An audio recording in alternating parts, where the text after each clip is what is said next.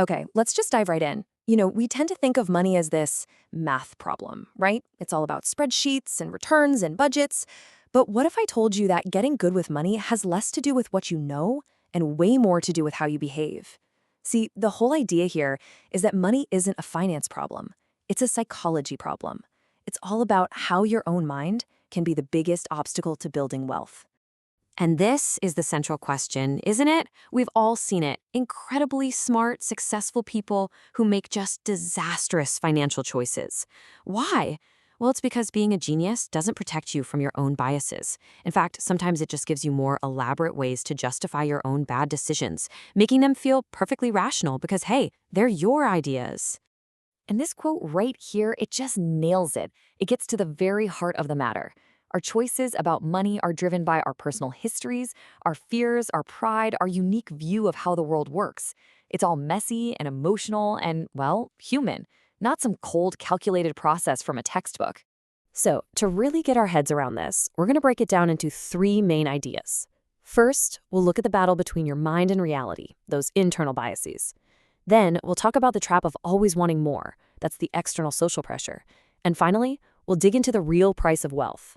And it's probably not what you think. All right, first up, the battleground inside your own head. We're talking about the invisible scripts and experiences that pretty much dictate how you think about money, a lot of the time without you even realizing it's happening. The key idea on this slide is that phrase, no one is crazy. Think about it. Two people can look at the very same stock. One sees a huge opportunity and buys. The other sees a massive risk and sells. Neither of them is crazy. They're just playing completely different games, shaped by totally different life experiences that make their choice feel like the only rational one. And this is a perfect example of what I'm talking about. On one hand, you've got the investor whose family lost everything in the Great Depression. That story of fear and loss is literally hardwired into them. For that person, avoiding stocks isn't just a strategy, it's survival. Then you have someone who got rich in the crypto boom. To them, wild swings and volatility are just the cost of doing business.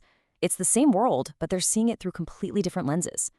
And then you've got the stuff that's totally out of our hands, luck and risk. We love these neat stories of brilliant founders, right? But we often forget about pure chance. I mean, Bill Gates is a genius, no doubt, but he also had a 1 in a million stroke of luck. His high school had a computer in the 1970s. At the same time, his equally brilliant friend, Kent Evans, was hit with a 1 in a million risk, a tragic accident. The point is, success is never just about hard work, and failure is never just about making bad decisions. Okay, so we've looked inside your head. Now let's talk about the outside world. Specifically, the destructive social trap of always wanting more. I absolutely love this quote because it just shows how endless this game of comparison is.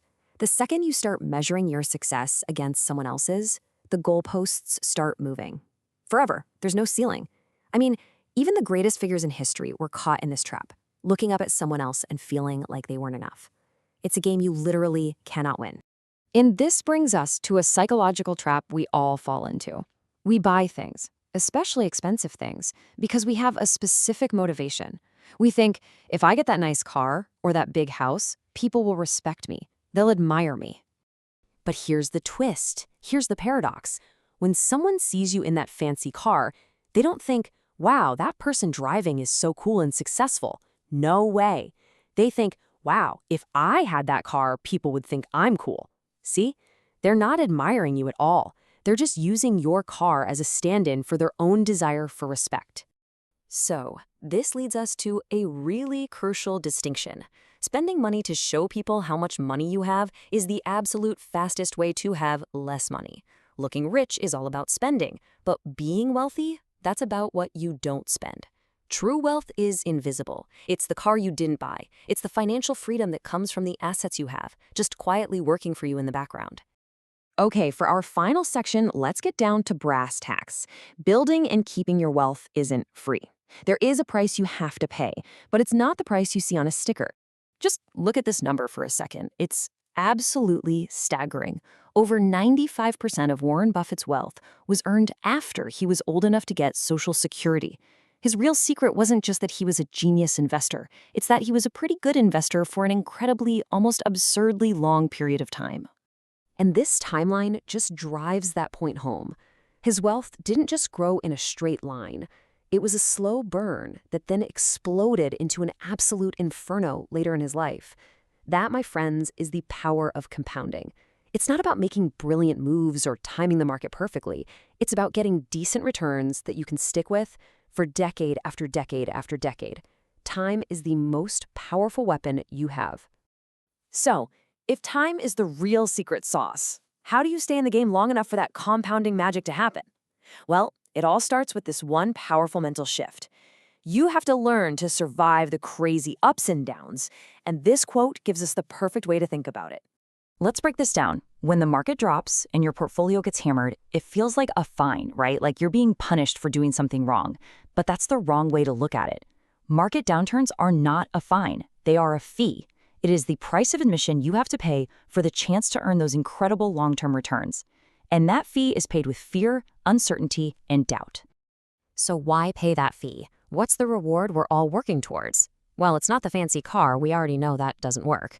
The ultimate prize, the highest dividend that money can ever pay, is freedom.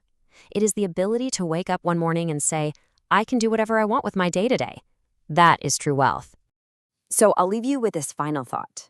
Forget about what you would buy. What is the one thing you would do if you had complete and total control over your time? Answering that question gets you so much closer to understanding what real wealth actually means to you. And that is the first step to playing a financial game you can finally win.